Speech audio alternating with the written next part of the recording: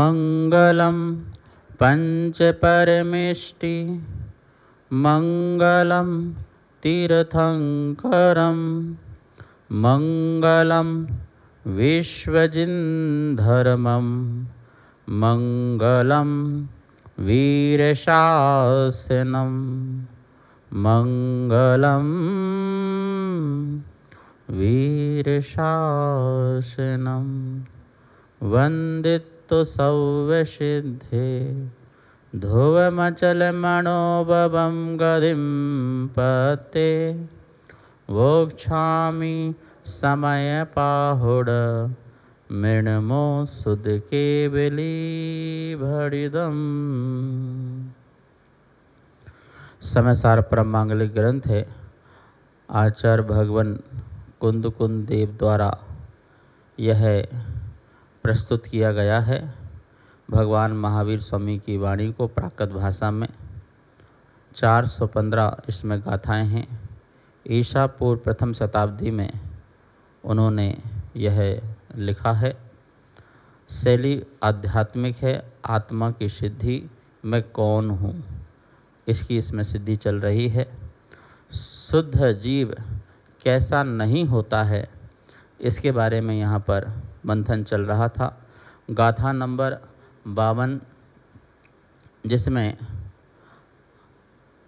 नेव या अनुभाग ठाणनी जीवस्य, जीव का अनुभाग स्थान भी नहीं है। अध्यात्म स्थान तो है ही नहीं, बोले अनुभाग स्थान भी नहीं है। पहले एक गाथा और पढ़ते हैं, फिर इसके आगे चलते हैं। जीवस्य नत्थिकेयी, बोलिए, जो यठाना न बंध ठाना वा,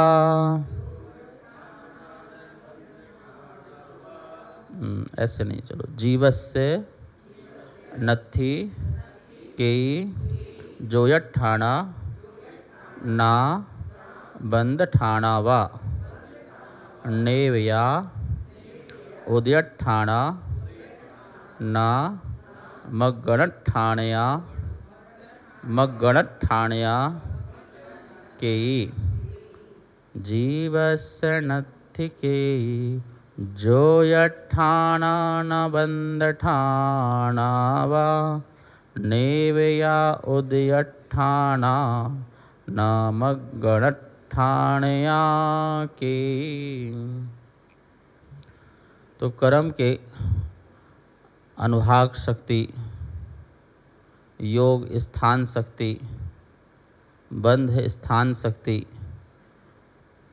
उदय स्थान और मग्गण ठाणया मार्गणा।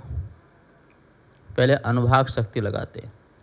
अनुभाग फल देने की शक्ति। फल देने की शक्ति को क्या कहते हैं? अनुभाग। जो कुछ भी फल दिया जा रहा है, एक तो पुण्य प्रगतियां होती हैं और एक पाप प्रगति होती है। सभी प्रगतियों को दो में कन्वर्ट कर दें तो एक पुण्य प्रगति और पाप, मतलब कुछ प्रगतियां पुण्य प्रगतियां हैं और कुछ पाप प्रगतियां। पाप फल भी कितना देना है और पुण्य फल भी कितना देना है। कोई सा भी एक कर्म ले लो, जैसे सुस्वर नाम का कर्म ले लेते हैं। सुस्वर, अब सुस्वर जो है, इसकी अनुभाग शक्ति, मतलब कि उसका स्वर जो है मीठा रहे। तो कितने गाने वाले लोग हैं, सबका स्वर मीठा है, पर किसी का उससे ज़्यादा है, किसी का उससे और ज़्यादा है। हर 2 इंद्रिय जीव से लेकर के 5 इंद्रिय जीव तक सबका स्वर होता है। वचन चालू हो जाते हैं ना, तो स्वर भी होता है। अब किसका कितना, कौन सा कैसा स्वर है, तो सबकी अनुभाग शक्ति लगाइए। वो धीरे बोल रहा है, वो ज़्यादा बोल रहा है, वो तेज बोल रहा है, वो कर्कश बोल रहा है, वो कठोर बोल रहा है, वो कोमल बोल रहा है, वो मधुर बोल रहा है, वो हल्का बोल रहा है, वो धीरे बोल रहा है। यानी किस प्रकार से, कितने प्रकार से हो सकता है। वो मीठा मीठा बोल रहा है, वो ठंडा बोल रहा है, वो गर्म बोल रहा है, पता क्या क्या बोल सकते हो। तो एक जो कर्म है उसकी अनुभाग शक्ति, तो जो मुझे कर्म का उदय आ रहा है, वो जो फल मिल रहा है पाप प्रगतियों का या पुण्य प्रगतियों का, वो अनुभाग शक्ति भी मैं नहीं हूँ। वो अनुभाग शक्ति जीवस्य नथि, जीव का अनुभाग शक्ति नहीं है। जैसे शरीर स्वस्थ है, ये मेरे साता वेदनी कर्म का उदय है, और उससे मुझे अनुभाग शक्ति मतलब कि 50% की मिल रही है स्वस्थता की, और मैं उसमें खुश हो रहा हूँ, तो खुश होने की ज़रूरत नहीं है, क्योंकि वो अनुभाग शक्ति तुम्हारी नहीं है। पुण्य प्रगति का जो फल है, उस फल में प्रसन्न होने की आवश्यकता नहीं है, और पाप प्रगति का जो फल है उसमें भी प्रसन्न होने की आवश्यकता, दुखी होने की आवश्यकता नहीं है, क्योंकि वो दोनों ही पाप और पुण्य का जो भाग अनुभाग है वो मेरा। संसार में मुझे साता वेदनी से क्या क्या नहीं मिलता, असाता वेदनी से क्या क्या प्राप्त नहीं होता है, बहुत कुछ प्राप्त होता है। इन सबके प्राप्त होने पर भी मुझे ये रखना है कि भाई ये मेरा जीव का हिस्सा नहीं है। साता वेदनी कर्म के उदय से मुझे मकान मिला, क्योंकि इस मकान के वेदन से मुझे सुख मिलना है, तो मुझे मकान मिला। तो अब तुम्हें क्या करना है, ये जीव का नहीं है। मुझे स्वस्थ शरीर मिला, पंचेंद्रिय पर्याय भी साता वेदनी कर्म से मिली, संगी पंचेंद्रिय बने, पर्याप्तक बने, ठीक है ना। तो ये सब प्राप्त होने पर हमें गुमान अभिमान नहीं करना है, क्योंकि ये मेरा स्वरूप नहीं है, क्योंकि अनुभाग शक्ति भी मेरी। समझ में आ रहा नहीं आ रहा? अनुभाग मतलब फल देने की। और भी सुनो, कोई उपास ज़्यादा कर ले तो उससे खुश होने की ज़रूरत नहीं है कि तो मैं कितनी शक्ति में कितना उपास कर लेता हूँ। भाई ये तेरी शक्ति नहीं है, ये किसकी शक्ति है? जो शरीर में बिना भोजन के 10 दिन रह ले तो शरीर की ये अनुभाग शक्ति है, जिसके कारण तू इतना पुण्य उदय में है, तो उस अनुभाग से तू उसको झेल पा रहा है, उसको झेल पा रहा है, ठीक है ना। बुद्धि अभी ठीक करना है। व्यक्ति को क्या लगता है, देखो मेरे शरीर में कितनी ताकत है, मुझ में कितनी ताकत है। भाई ये जो तू बाहर बाहर देख रहा है ना, ये बाहर की शक्ति तेरी शक्ति नहीं है। हाँ, यदि यही बुद्धि आत्म बल में चली जाए, अपने अनंत बल में चली जाए, कि मैं भोजन 10 दिन नहीं खा रहा हूँ क्योंकि मेरा अनशन स्वभावी स्वभाव है, इसलिए मेरे में अनंत बल है, मैं अपने अनंत बल का सुख भोग रहा हूँ, ना कि शरीर का सुख भोग रहा हूँ। लेकिन ऐसा उपयोग में आता नहीं है ना, ऐसा उपयोग में नहीं आता। उपयोग में आ जाता है तुरंत शरीर, जो फल मिल रहे हैं वो आ जाता है। जीवस्य नत्थि, अनुभाग शक्ति भी जीव का नहीं है। कुल मिला के ये कह सकते हैं, अनुकूल प्रतिकूल जितने भी साधन तुम्हें मिल रहे हैं वो जीव का नहीं है। जीव को अधिक रूप से अनुकूल साधन मिलें, कम रूप से अनुकूल साधन मिलें, या अधिक रूप से प्रतिकूल साधन मिलें, या कम रूप से प्रतिकूल साधन मिलें, और उन साधन के कारण जीव सुखी दुखी ना हो, ये कहना चाह रहे हैं। क्यों? तो उन अनुभाग शक्तियों से सुख दुखी क्यों हो रहा है? क्योंकि वो अनुभाग शक्ति स्थान भी तेरा, मतलब पुण्य से उदय से प्राप्त वस्तु तेरी नहीं है, तू जीव नहीं है वो, तो उसमें तुझे प्रसन्न होने की आवश्यकता नहीं है, दुखी होने की भी आवश्यकता नहीं। समता आएगी नहीं आएगी? मैं कर्म की शक्ति को अपनी शक्ति मान रहा हूँ,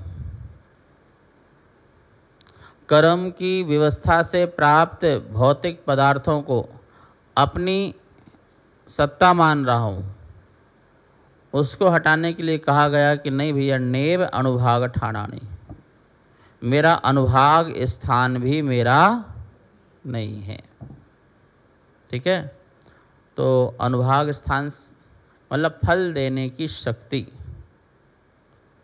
कर्म में फल देने की शक्ति है, पाप प्रगतियों में पाप फल देने की शक्ति है, और पुण्य प्रगतियों में पुण्य देने की मतलब कि पुण्य का फल देने की शक्ति है। तो पुण्य पाप का जो फल मिल रहा है वो मेरा अस्तित्व नहीं है, जीव का नहीं है, ये मानना है। क्या मानना है? जीव का नहीं है ऐसा मानना है। ठीक है ना, और जीव ऐसा मान सकता है? जीव ऐसा मान सकता नहीं मान सकता? अरहंत भगवान के पुण्य का उदय है पर उसका वेदन नहीं करते, वेदन नहीं करते, क्योंकि वेदन करें तो पुण्य का फल भोगी फिर वो। तो अनुभाग शक्ति तो तीव्र है, उनकी है ही है कर्म की, पर वो अनुभाग शक्ति का वो वेदन नहीं कर रहे।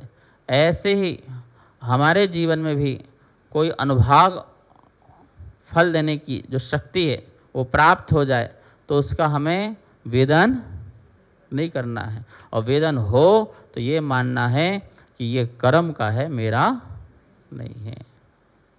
ठीक है ना, मतलब कि एक करंट होता है तो करंट की डिग्रियां होती हैं। एक हल्का करंट होता है जिसमें झन्नाट आएगी, बस छोटी एलईडी आदि लगती हैं, लड़ी आदि, उसको छूओगे तो करंट तो लगेगा पर इतना ज़्यादा झटका। और भी होती हैं, कुछ लोग पशु पक्षी को भगाने के लिए बाउंड्री में करंट लगा देते हैं, पर उससे कोई किसी की मृत्यु नहीं होती है।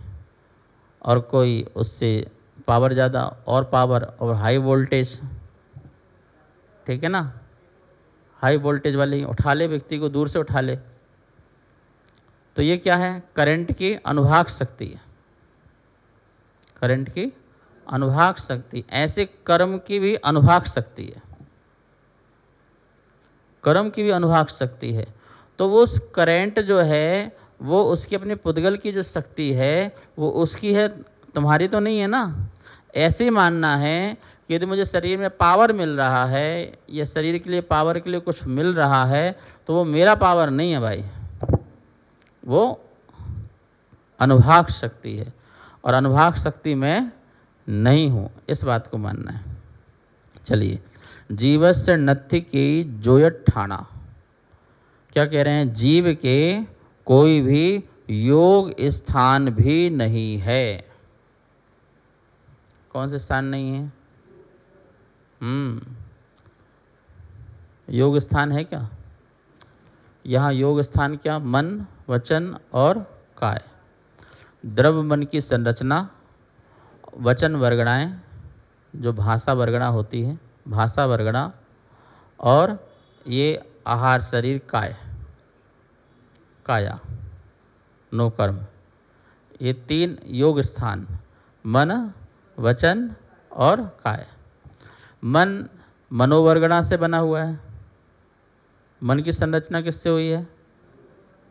मनोवर्गणा से हुई है। भाषा बोली किससे निकल रही है? वचन किससे निकल रहे हैं? भाषा वर्गणा से निकल रहे हैं। और शरीर आहार वर्गणा, तीन वर्गणा ध्यान रखो, मनोवर्गणा, भाषा वर्गणा और आहार वर्गणा, और ये तीनों पुद्गल हैं, तीनों जड़ हैं। तो ये जो मनोवर्गणा से मन की निष्पत्ति हुई है, मन की संरचना हुई है, ये भी जीव नहीं है। हाँ भैया, मन से बोल रहे बेमन से बोल रहे है? किससे बोल रहे हो? मन से बोल रहे कि बेमन से बोल रहे? अरे जब मेरा मन ही नहीं है तो बोलने की बात ही क्या है? और जो बोल रहा है वो भी मैं नहीं हूँ। हाँ, चेतना की शक्ति एक अपनी अलग है। चेतना अपनी शक्ति लगा करके उन वर्गणाओं को बाहर निकाले। भाषा वर्गणा को बाहर निकालने में जो शक्ति लगती है वो किसकी लगती है? चेतना की लगती है। चेतना थोड़ा सा अपने आप को पावरफुल दिखाएगा तो भाषा वर्गणा बाहर निकलेगी स्वर यंत्रों से। लेकिन वो भाषा जो है जिससे वचन की निष्पत्ति हुई है वो मेरे वचन नहीं है। हम लोग क्या कहते हैं? मेरी बात सुनो, ये मेरे वचन है, प्राण जाए पर वचन न जाए। ये मेरे शब्द हैं, लिख लो, ये मेरे शब्द हैं। भाई यहाँ तो कह रहे तेरे शब्द ही नहीं, योग स्थान ही नहीं है। तो मन वचन और काय, अब देखिए मन के भी मन योग स्थान, वचन योग स्थान, काय योग स्थान, मनोयोग, वचन योग, काय योग। तो मन के भी योग स्थान असंख्यात लोग प्रमाण भेद हैं, वचन के भी और काया के भी। इन्हीं योग स्थान से आश्रय होता है। आश्रय किससे होता है? बोलो। काय वांग मनः कर्म योगः सह आश्रवः, ये पक्का है ना? इन मन वचन काय के स्पंदन से या इनकी एक्टिविटीज से आत्मा के सन्निकट कर्म आते हैं, आश्रय होता है। होता है, ठीक है ना? तो जिससे आश्रय होता है वो मेरा कैसे? मेरा क्यों? अब आप मन में जो भी सोचते हो, द्रव्य मन जब भी सोचने के लिए चाहिए तो आपको द्रव्य मन का सहारा लेना पड़ता है। जब देखने के लिए चश्मे का सहारा लेना पड़ रहा है आपको, ऐसे ही जब भी आत्मा कोई चिंतन करेगी तो उसे द्रव्य मन का क्या लेना पड़ेगा? सहारा लेना पड़ेगा। इसलिए कह रहे हैं कि ज़्यादा इच्छा पूर्वक चिंतन ही मत करो, सहज रूप से जो आ रहा है वो है। हाँ, ज्ञाता दृष्टा मानो, जो आ रहा जा रहा है, पर ये क्यों आ रहा जा रहा है इसमें दिमाग ही मत लगाओ। जानने में आ रहा है उसमें कोई दिक्कत नहीं है, ज्ञायक में जानने में कोई प्रॉब्लम नहीं है, जाननहार तो जीव का स्वभाव है। लेकिन ये जबरदस्ती जाने तो उसमें द्रव्य मन का सहयोग लगता है, तो वो कंपित होता है। क्या होता है? कंपित होता है। उससे क्या होता है? आश्रय होता है। ऐसे ही बोलने की जब इच्छा होती है और हम जब बोलते हैं तो उन वचन वर्गणाओं से आत्मा भी कंपित होती है। कुल मिलाकर के जैसे ये आत्मा है, ये आत्मा है, और जब भी ये आत्मा यूँ होगी, क्या होगी? तो ये क्या होगा? एक कर्म की लहर आएगी, ये एक एक लहर आती जाएगी, और उसी कंपन में और तुम्हारी स्थिरता आ जाए कंपन की, तो वो क्या हो जाएगा? वो मतलब उसमें उपयोग कषाय का बैठ जाए। योग बोलिए, उपयोग। योग की शुद्धि और उपयोग की शुद्धि से मुक्ति होती है। योग और उपयोग, आत्मा का शुद्ध योग और आत्मा का शुद्ध उपयोग। मन वचन काय आत्मा का उपयोग नहीं है, जीवस्य नथी। लेकिन आत्मा का ये मन वचन काय वाला योग आत्मा का नहीं है, लेकिन आत्मा का योग है। जो ये मन वचन काय है वो आत्मा के विकारी योग की अभिव्यक्ति है। किसकी है? हाँ, उसे शुद्ध करना है। स्पंदन जो आत्मा का आकार प्रकार है वो योग है। क्या है? आत्मा का जो आकार है, असंख्यात प्रदेशी आत्मा है, वो आत्मा का योग है। क्या है वो? योग है। और ज्ञान दर्शन आत्मा का उपयोग है। ज्ञान दर्शन क्या है? आत्मा का उपयोग है। तो योग की शुद्धि कैसे होगी? जब ये स्पंदन करना बंद करे। अभी ये स्पंदन हो रहा है, आत्मा स्पंदन हो रही है, तो इसके कारण जो बाह्य द्रव्य मन वचन काय है उसे योग की संज्ञा मिली कि तेरा मन वचन काय योग जो है अशुद्ध है। जैसे ही तुमने बाह्य के द्रव्य वचन काय को रोका तो ये भी क्या हो गई? तो इसकी योग की शुद्धि हो गई।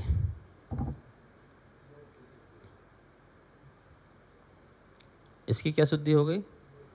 योग, ठीक है ना? संयोग अयोग, बोलो। संयोग मतलब क्या है?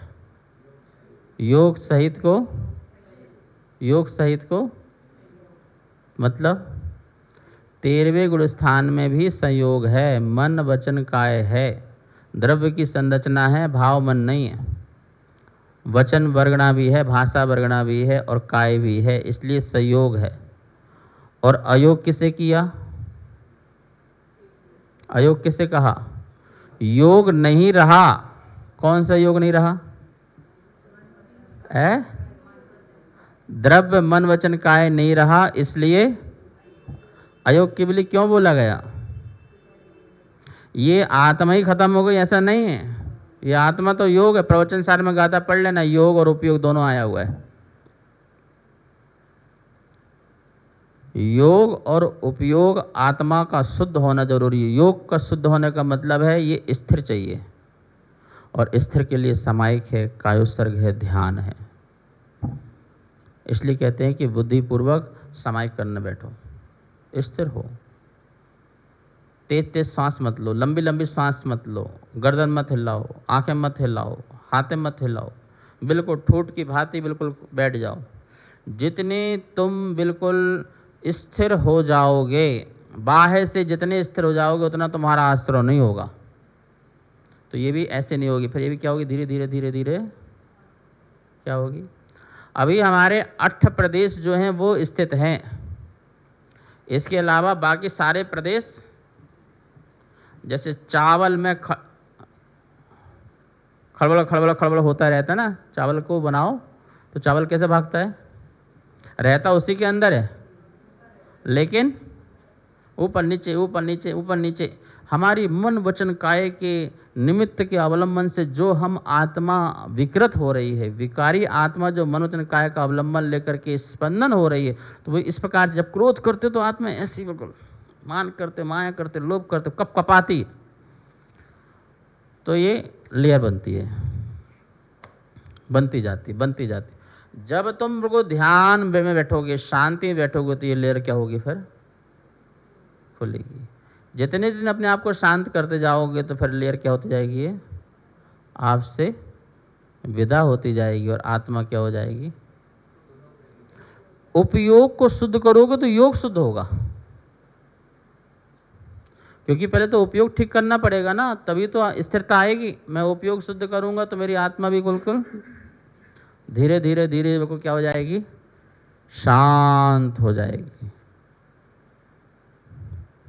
तो योग स्थान, जितने भी मन के स्थान हैं, वचन के जितने स्थान हैं, काय के जितने स्थान हैं, वो मेरे स्थान नहीं है। कुछ समझ आ रहा? काय का जितना प्रकार का हलन चलन है वो मेरा हलन चलन नहीं है। वचन वर्गणा की भाषा वर्गणा जितनी भी निकल रही हैं वो मेरी नहीं है। और द्रव्य मन जितना भी सोचने में लग रहा है वो भी नहीं है, वो भी जड़ है। तो तेरा मन भी जड़, तेरे वचन भी जड़ और तेरी काया भी जड़। और इसकी जितनी प्रवृत्ति है, जितने प्रकार की प्रवृत्ति है, वो सारी की सारी प्रवृत्ति मेरी प्रवृत्ति नहीं है, क्योंकि ये योग स्थान है। और जीवस्य नथि के जोय ठाणा, जोग स्थान, जोग लिखा है जोय, जोय स्थान। प्राकृत में या का जा होता है, सर्वत्र या का जा होता है।